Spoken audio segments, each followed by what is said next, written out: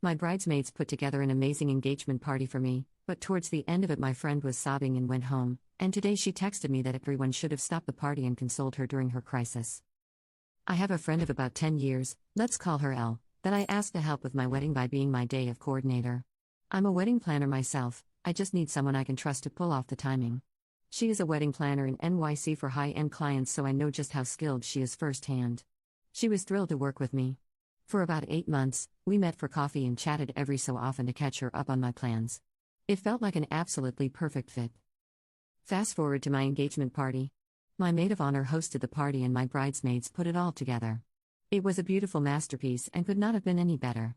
It was magical. Until about 1 hour before the end. All of a sudden my friend Elle is in tears. She informs me that she remembered that today was the anniversary of a really traumatic event in her life and she was having a panic attack. I was so concerned for her and I wanted her to have her privacy and know that I was there for her. I sat with her after my maid of honor consoled her and we hugged and cried together as I talked her through it. She said she wanted to rejoin the group but ultimately ended up leaving after going to the bathroom without saying anything to anyone. We sent her some texts but knew she would need some time and space before she replied. The next morning, I wake up to a voicemail from Elle saying that she'll no longer be my coordinator because she felt unsupported and betrayed while she was going through a crisis. She felt the party shouldn't have continued and we should have focused on cheering her up as a group. She also felt unthanked for planning my party. I was pretty shocked. Not only by her accusations, but my bridesmaids planned my party and my Mo was the host. Am I missing something here? I apologized to her and told her I really thought I had tried my best to comfort her and help, but that really was not good enough to her and sounded like excuses. I can't stop thinking about how I just feel like I have whiplash about this whole thing. It was supposed to be, and was at first, one of our happiest days leading up to our wedding, but the hours and days following it have just felt like a dark cloud. Now we are 6 months from the wedding with a lot of loose ends and a bruised heart. Am I overreacting? Commenter 1. What a self-centered psycho. Drop her. She's not your friend. Your life should never revolve around her trauma, and her support is one-sided. Commenter 2.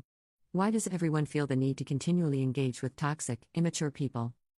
You owe this person nothing. No need to hear her out, allow her to spin more webs, shower you with BS excuses, forgive her, nothing. Block her from every platform and device and move forward with your life. Update.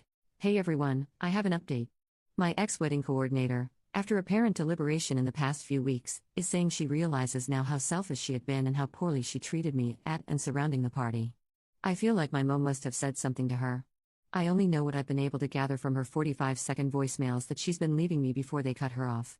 She seems to be sincere in wanting to apologize face to face, and that's okay I guess, but I'm just struggling with whether or not it's even right for me to be friends with someone like this, even if they're not invited to the wedding and don't live near me. And how do you be friends with someone you wouldn't invite to your wedding, not because the guest list is full, but no matter how long or short the guest list was?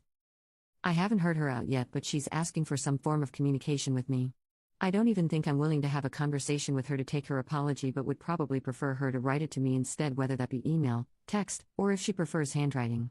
I just don't want to be caught in a torrent of rebuttals and buts tacked on to the end of what was supposed to be an apology to me.